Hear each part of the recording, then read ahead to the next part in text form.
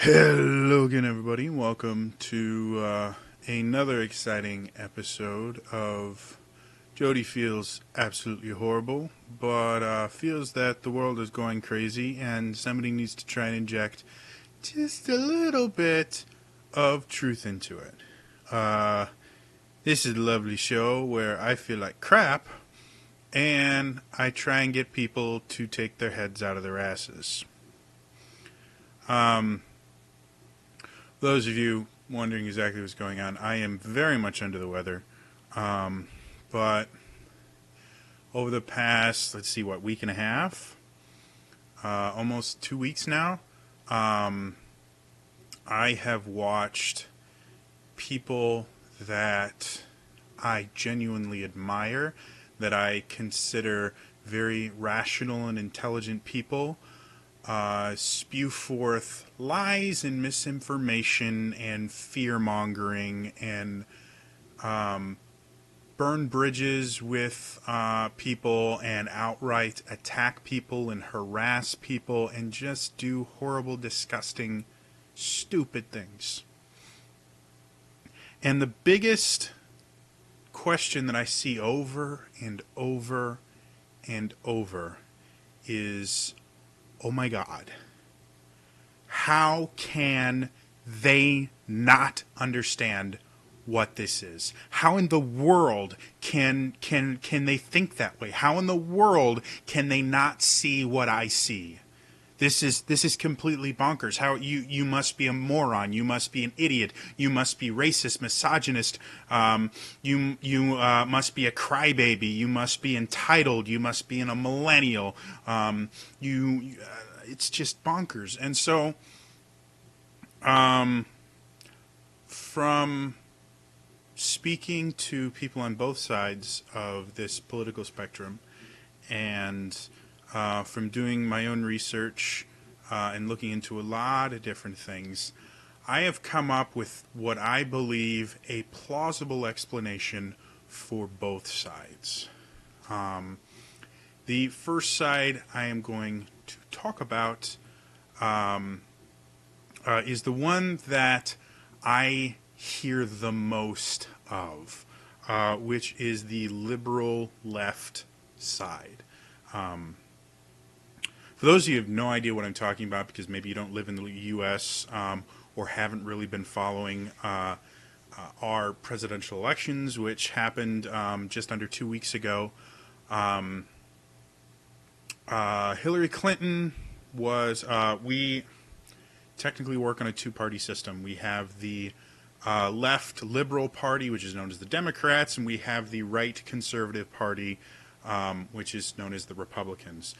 For the past 8 years, we have had a Democratic president. It has been Barack Obama, and he did a bunch of things that some people agree with, some people disagree with, but we have a term limit in our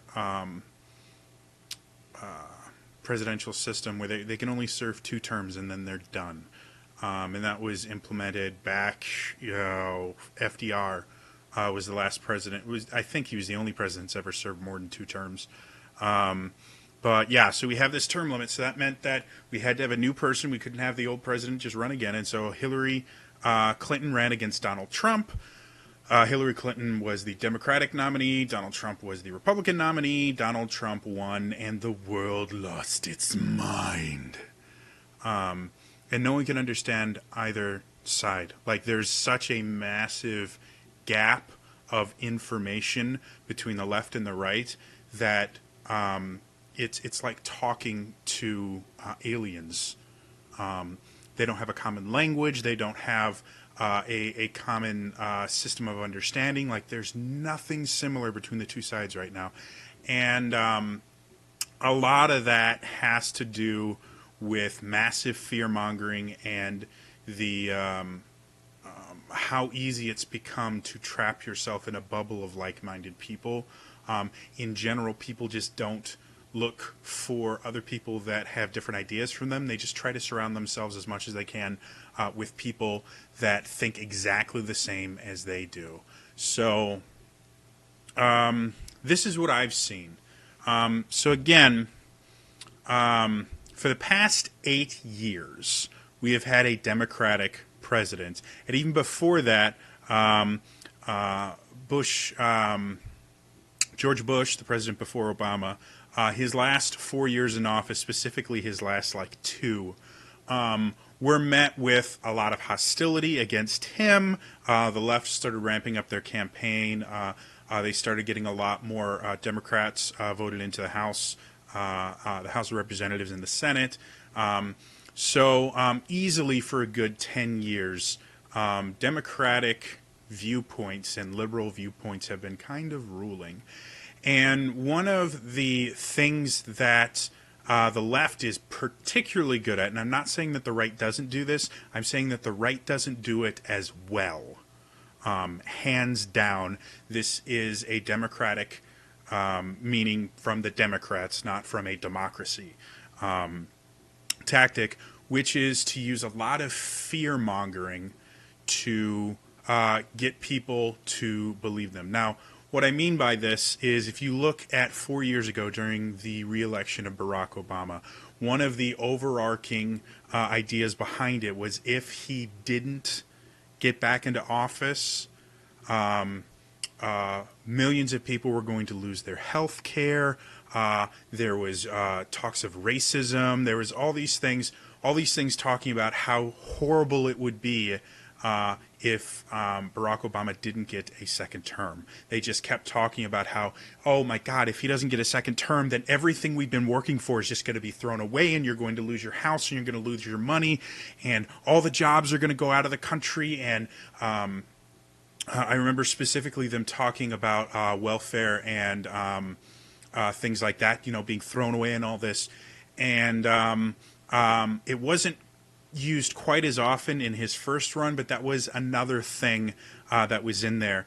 Despite the campaign itself leading forward with, the idea of yes, we can, and trying to change things and make the country better and all that, remarkably enough, that was Barack Obama's first kind of pitch for the White House, and it's actually remarkably similar to what Donald Trump has said with his Make America Great Again. Barack Obama was this idea of, no, we want change. Yes, we can. The world is going to be a different place as soon as I get into office. And I was actually remarkably surprised because with how many people really almost deified Obama, I thought he was going to have an incredibly rough first term because people thought that he was going to change the world, and the president doesn't have that power. Our system of government doesn't work that way. The president is only one aspect. He is the head of one of our three branches of the government. Just because he's the head doesn't mean that he completely controls the executive branch. Yeah, he's the head of the executive branch, but there are checks and balances and all this stuff that prevent him from being a dictator. That's why our Constitution was created the way it was. It's why our system of government is created the way that it was, so we didn't have dictators. And this happens every year as they try and tell you that the president is going to do all these things that they simply can't do. So anyway, the reason I'm mentioning this is there's a little bit of fear-mongering his first term of, hey, if you don't vote for him, it's because you're a racist. Nobody wants to be a racist. Are you a racist? Well, of course not. I will vote for Barack Obama because I am not a racist. And he won by crazy amounts. And the second term was, again, tons of fear-mongering. If you don't vote him back into office, you're going to lose your health care benefits. You're going to lose you're going to lose your job. You're going to lose your food stamps. You're going to lose everything. They're just going to rip everything apart and give it all to the rich people. That worked. And so what that caused was almost a Pavlovian response. They used all this fear-mongering and things like this, and people voted for his first term. Barack Obama won crazy. Like, it wasn't even a contest. His second presidential run was, again, not incredibly close. Nowhere near the crazy thing that was his first election, but it was not an incredibly close race like it was with Hillary and Trump most recently. And so they had this idea of, well, we won, that must mean that we were right. And so you get this kind of confirmation bias. For those of you who don't know, confirmation bias is a bias. A bias is something that affects your ability to look at data and facts. Confirmation bias is when you specifically notice things that confirm what you already thought and disregard things that don't that would contradict what you already believe. Confirmation bias is a very difficult thing for anyone to get rid of. That's why they do things like double-blind studies and things like that in science, to remove as much confirmation bias as physically possible. So because of confirmation bias and just because of how everything went, and due to the fact that Obama won, we have all these very loud, but statistically a small minority of the Democrats and liberals in general that have gotten to the idea that what they said before was true, despite the fact that there was nothing further from the truth. Things like the president can't technically get rid of healthcare and stuff like that. Like Obamacare, as much as it has his name on it, all he did was sign it. And push for it very, very hard. It's one of the reasons it carries his name, is because he went hardcore into this. But it was the House and the Senate that actually introduced the bill, argued over it enough to get it into a place where Obama could sign it. And had they not done that, Obama would have done nothing. And the same is true about getting rid of Obamacare. The president can't actually do that. It has to go through the House and the Senate, and then it has to get to him. And if something really, really bad does happen, the House and the Senate can actually fix it. Or if the Supreme Court decides that whatever he did was unconstitutional, they can just get rid of it. There's so many different ways that can stop bad things from happening in this country just because of one rogue crazy person, that it's just not going to happen. So anyway, 8 years of this confirmation bias, like I said, probably closer to 10 years of this confirmation bias played a very heavy part in what happened recently. There was a giant fear-mongering campaign specifically targeted against President-elect Trump. Clinton's campaign heavily influenced it. We've already been able to see that the media in general had a very large bias against Trump. And there have been tons and tons of people that have been talking about, no, the media was biased, and that's one of the reasons why Trump won. There's a lot of different reasons why, but one of the biggest was that the media sat there and just kept saying over and over again, well, no, he can't win. We've decided, and therefore it must be. And so what happened is a lot of misinformation and a lot of lies and other things like that were said about Trump, and because the left has been so often kind of vindicated when their candidate wins, they just assumed they were all true. When in all actuality, they weren't. And it was shown over and over and over again. And since the election, we're seeing it more and more and more as they're trying to justify their very real fear of this one person. One of the things I've seen over and over and over again is the idea that they claimed, one of the big claims that was, if Trump got elected, then hate crimes would be on the rise. Gay people would not be safe. Minorities would not be safe. Women would not be safe. This is a horrible, terrible, terrifying time to be anyone other than a white male, cisgender, heterosexual. And shortly after, we started seeing report after report coming in of hate crimes just being massively on the rise. And again, the left took this to mean, see, we were right. You guys were wrong. You're horrible. You should shoot yourself in the face. And then a few days passed, and we found out that a large portion of these hate crimes never happened. They were made up, specifically to justify the fear that the left have right now. They are terrified of this person because they have believed all the lies and misinformation that have been attributed to him. Now, am I saying that Trump is a saint? No, he said some stupid things. And to be perfectly honest, he's kind of a jackass. Remarkably enough, I have worked for jackasses before that were phenomenal at their job. Because being a jackass doesn't actually prevent you from understanding how to do your job very well and doing it really well. Yeah, so as much as he's a jackass, I don't think he's going to end the world. Do I think there were better candidates out there? 100%. I've never voted Democrat in my life, but if Bernie Sanders had been on the ticket, this would be the first time I would have done it. Because as much as I think he didn't really understand everything he was talking about, he's miles ahead of both Hillary and Obama, or not Obama, Hillary and Trump. Whoa, brain's going gung-gung. So yeah, we found out that a lot of these hate crimes and things like that were completely false. There was a student from, I think it was LSU, that claimed that she was attacked by two men. One was wearing a Trump hat. They ripped her, I believe it's called a hijab, off. It's a traditional Muslim head wrap for women.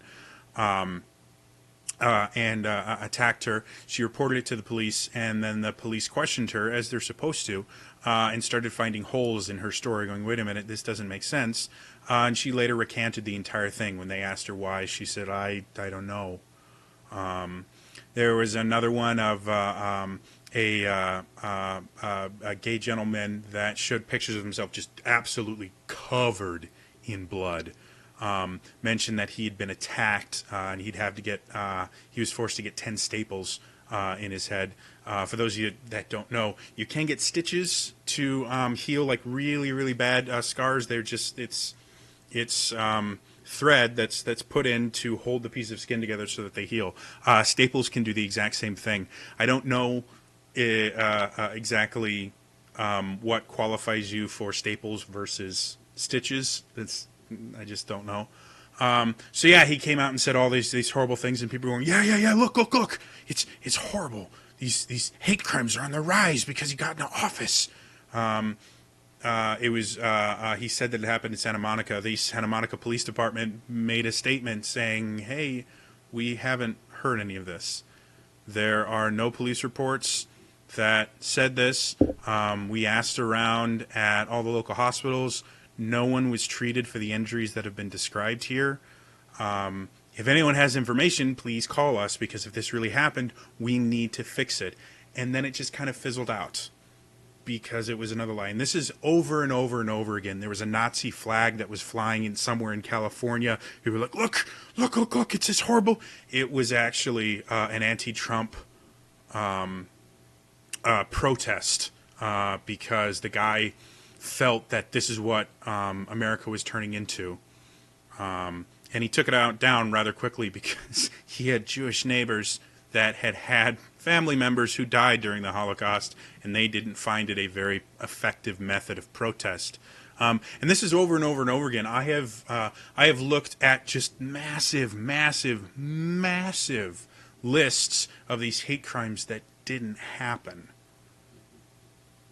And all of this is because the people on the left are absolutely 100% terrified. It's not that they're making it up. It's not that they're crying and whining and things like that. They are literally terrified because they believe that this one person has the ability to get hate crimes and make their lives more dangerous, to take away their rights, to do all of these things, when in all actuality, he doesn't. That's why our government is set up the way it does. And even with a Republican-controlled House and a Republican-controlled Senate, most of these things that these people are terrified of can't happen. I have seen conversations, I mentioned in a previous video. I watched a conversation on Twitter and actually got involved a little bit when this person said, well, my disabled son is going to lose his health care coverage in January. And I went, no, he's not. Well, yes, he is, because Trump has been elected, and he's going to get rid of Obamacare. It's like, well, no, it actually doesn't work that way.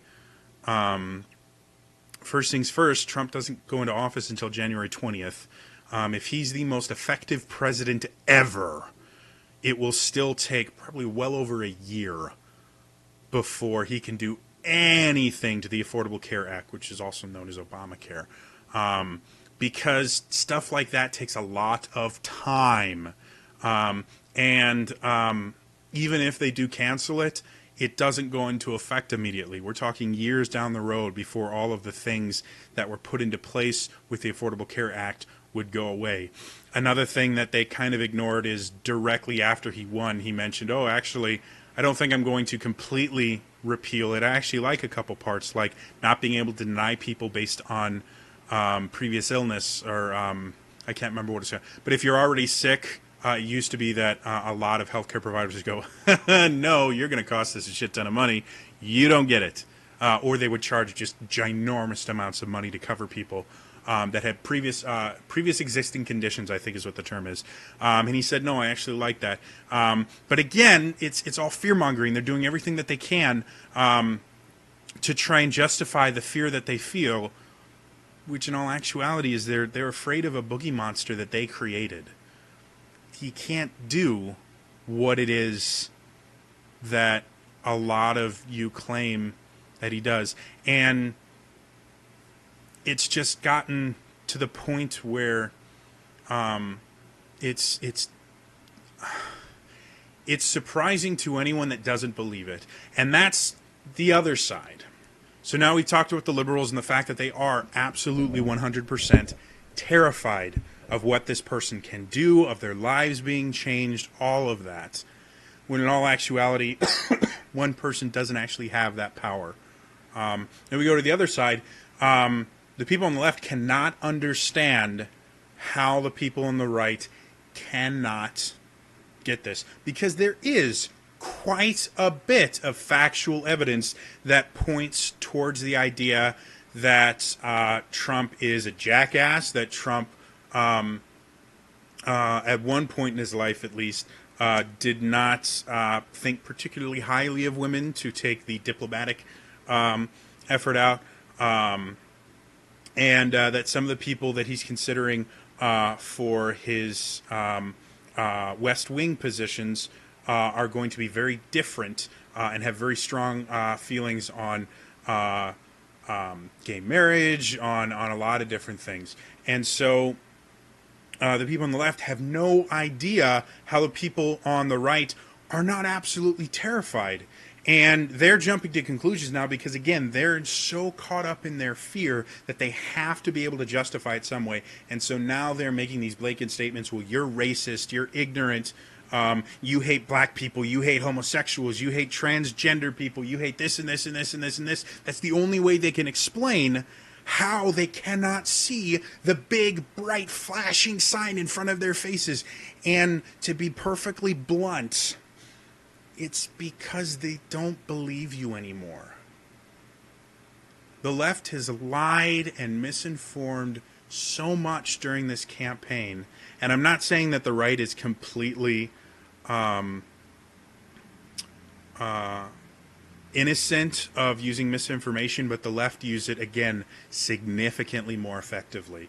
They're really, really good at it, and they've been caught a lot more than the right has recently. So, to give you an example, I've already talked about the hate crimes that don't actually exist. Another really, really good one that annoys the hell out of me. For like 3 or 4 days, this story started circulating around talking about Mike Pence, specifically saying allowing rape victims to have abortions will lead to women trying to get raped. He never said this or anything even close to it. It was completely fabricated. I found the article on Snopes. If you've never been to Snopes, you really should. It's Snopes.com, and what they do is they fact check. They do have a slight, and I say slight meaning very, very, almost invisible, slight liberal bias. But to be perfectly honest, the internet and media and stuff like that tends to be slightly left-leaning, just overall, for a number of reasons. And again, I mean very, very slight because there's some very, very heavy conservative aspects to the internet. But if you look at things like YouTube and the entertainment industry in general is very, very left leaning. And Twitter has already been shown to have kind of a left leaning bias and things like that. That's just how it works. So anyway, this idea that Pence said this, completely false, completely fabricated, but they shared it to try and show how evil a person Mike Pence is, to try and get the right to understand that this, how do you not understand? This is terrifying. These are evil, these guys are Bond villains.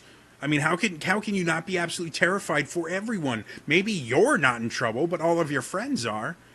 And it's a lie. Another one that is still being reported is that Mike Pence advocates conversion therapy, specifically electroshock conversion therapy. This is stated over and over and over and over and over and over and over and over and over and over and over and over and over and over and over again by gay rights advocacy groups and by a large portion of the LGBT community that I am familiar with. I've seen a lot of my friends saying that he advocates for shock therapy. He thinks gay people can just be shocked into being straight. And he doesn't. He's never said that. The specific quote that they are referring to, claiming that that means that he is pro-shock therapy, during his first successful run for Congress in 2000, Pence wrote on his campaign website, and this is from PolitiFact.com. It's another place to fact check things. PolitiFact has a significantly more left-leaning agenda than Snopes is. Snopes is very, like I said, is very much almost completely unbiased. PolitiFact is very much left-biased. So anyway, PolitiFact itself says that technically this is unproven, but the idea, the exact words that he used back in 2000, so we're talking about 16 years ago, was this: resources should be directed towards those institutions which provide assistance to those seeking to change their sexual behavior. That's the exact words that he used. Now, they also mentioned things like his stance on gay marriage and stuff like that. None of that has anything to do with conversion therapy, and is a completely separate conversation we can have later. Nowhere in that statement does he talk about conversion therapy, nor does he talk about shock therapy. For those of you who don't know, back in late 60s, I want to say, and before that, the American, the DSM, I want to say it was 3, maybe it was 4, I don't know. Diagnostic Statistic Manual of Mental Illness is I believe what it is. The DSM is what psychologists use to basically figure out what you have as far as mental disorders. And up until, I want to say, the early 70s, homosexuality was considered a mental illness and was listed as such.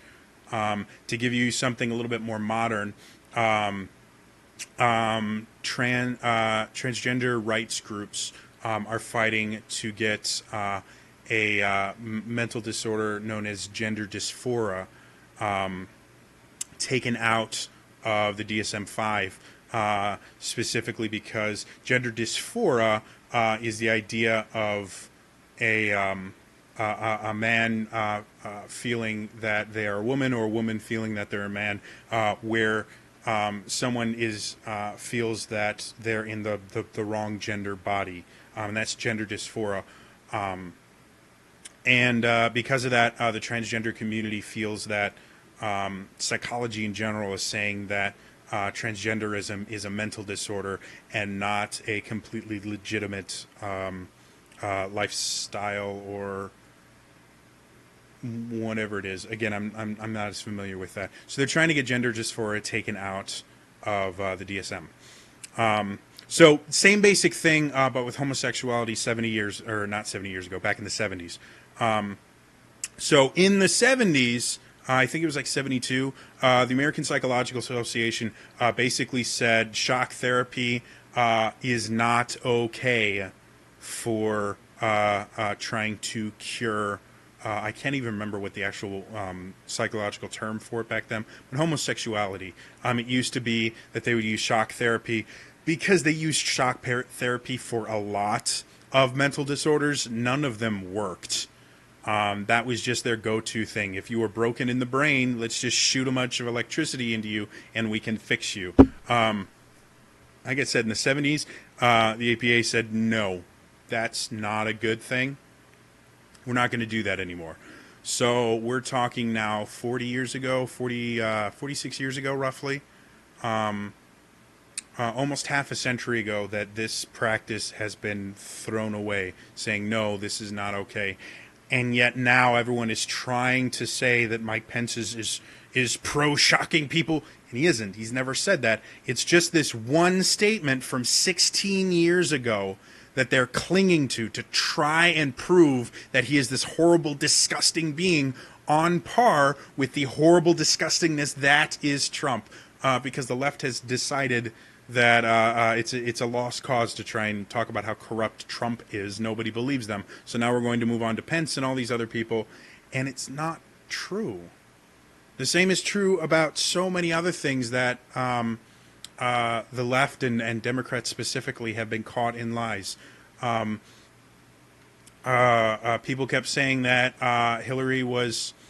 I mean, if we want to go further back, we can talk about how they defended Hillary, saying, well, she did nothing wrong with the whole email scandal, and then we found out she lied under oath multiple times and was never punished for it. We can go to rigging the election, the primary election, where they said over and over and over again, no, Hillary won because she was the better candidate. And then they go and find out that, no, the Democratic National Committee heavily favored her and actively worked against Bernie Sanders.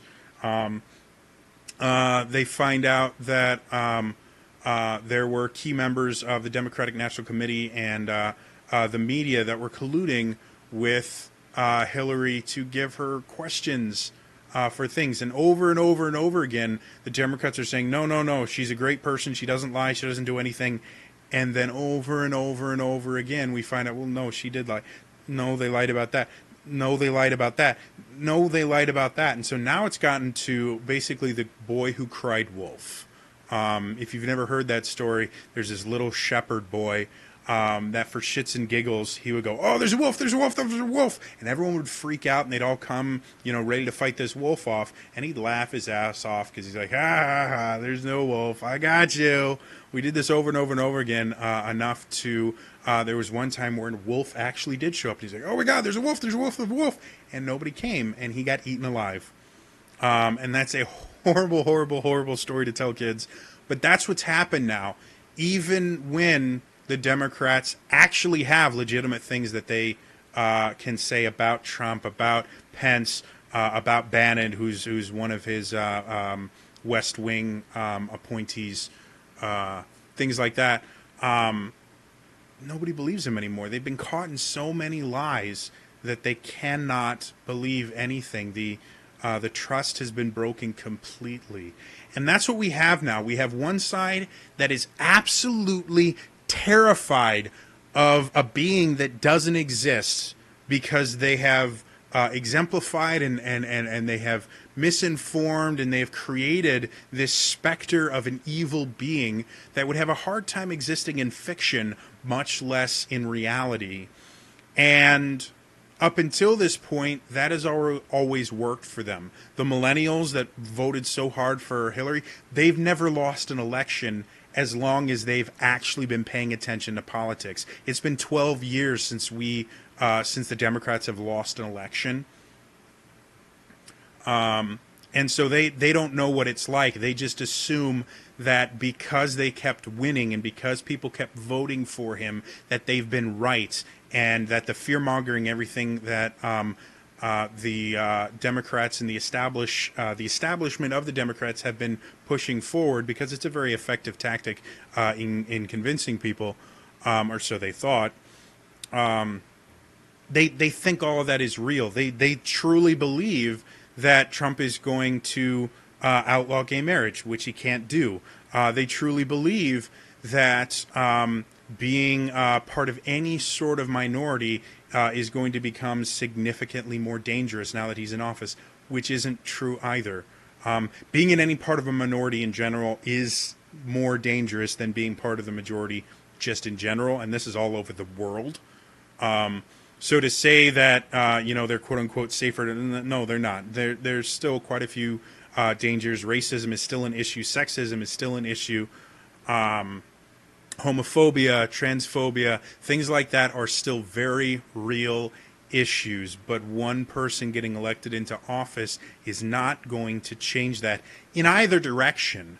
If Hillary had gotten into presidency, that doesn't mean that sexism is over. In the same way that Barack Obama being elected for 2 terms didn't fix racism.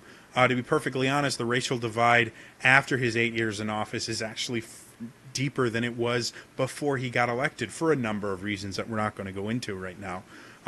So yeah, like I said, we have people on one side that are absolutely terrified and are clinging to anything they can to try and get the other side to listen to them, to empathize with them, to help them feel better, because they are terrified. They don't know what to do with themselves right now because they think their world is over. And on the other side, they just can't believe them anymore. There's been so many lies, so much misinformation, so many twisting of facts and taking things out of context and outright just massively misrepresenting things, that the other side can't believe anything that the left says anymore. And so they have shut them off. They've shut themselves off from anything that contradicts with their personal belief structure, because again, they've been lied to so many times that they can't believe it anymore. And so now you have 2 different groups that are completely separate from each other, that have encased themselves in this bubble of like-minded people that are completely refusing to hear the other side for 2 very, very different reasons. And all that is happening right now is a lot of hate is being thrown around, a lot of really stupid things are happening, and none of it is fixing anything. The one bright thing I've seen come about from this, I personally do not support Planned Parenthood for a number of reasons that, again, I'm not going to go into, but apparently 20,000 people have made donations in Mike Pence's name for Planned Parenthood. And I personally think that is phenomenal, because that is an insanely effective way to invoke change and to get your message across. If there are 20,000 people, and again, we have a population of 360 some odd million, so 20,000 people is such a tiny drop in the bucket, but that's 20,000 people that have made donations to a charity that is going to use it however they use it, and they've done it specifically to make a statement. That is phenomenal. My personal feelings about Planned Parenthood aside, that is absolutely phenomenal. And I strongly support people doing things like that. Vehemently, I support this, because that is a great way to change this world and to make it a better place. Finding charities that do the things that you want, things like, if you really are terrified of minorities getting into bad places, the ACLU is a remarkably unbiased group that will fight for anyone's rights for the most part. I have had a few issues with them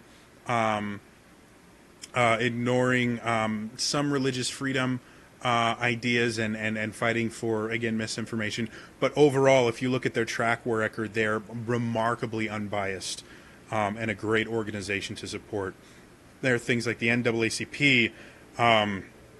There are tons of gay rights advocacy groups around the country that you can make donations in Trump's name, in Pence's name, in Bannon's name. Go for it. I think it's a remarkably wonderful thing to do. But no matter which side you're on, cutting yourself off from the other side isn't helping. And while, yeah, to me personally, it makes sense why both groups are doing what they are right now, it's got to stop. If you're on the left, the world isn't changing because one person got elected into office. It's not happening. Look at some of the interviews that he's done. Don't just focus on the latest thing going on Twitter about how horrible he is. Actually look into what he's doing. Look into his chief of staff, which no one's talking about because nobody has an issue with that particular appointment. Look at what he's doing right now and figure out what's going to happen by that. And don't trust sensationalizing people. Just don't. Don't trust that, Pence is going to shock the gay out of people. He's not. That's never going to happen, and he doesn't even believe that. Don't trust that Trump is going to cancel Obamacare the first thing he does in office, and millions of people are going to go without health insurance. Don't, because it's not going to happen. Make real change. And if you're on the right, stop ignoring all the things going wrong. I haven't been able to do a ton of research on Bannon because it's so difficult to wade through the lies and misinformation. But the little bit that I have been able to do, I'm not particularly pleased with him. And I am a conservative. He rubs me the wrong way. I don't think he's going to, even with the position that he's in, which is not nearly as powerful as people consider it, he's still a dangerous person. And we have to be able to admit that there are certain things that Trump is doing right now that should be giving us pause, that we should be talking about, that we should be going, hey, listen, I voted for you, which I personally didn't. But we should be going, hey, I voted you into office because you said this and this and this and this and this, and now you're doing these things that kind of contradict that. Talk to your representatives, talk to your senators. My understanding is the most effective way to do that is to physically call them, because it's a lot more difficult to ignore you that way. And there you can find their contact information and stuff like that on your state government websites and things like that. So you can personally call their office.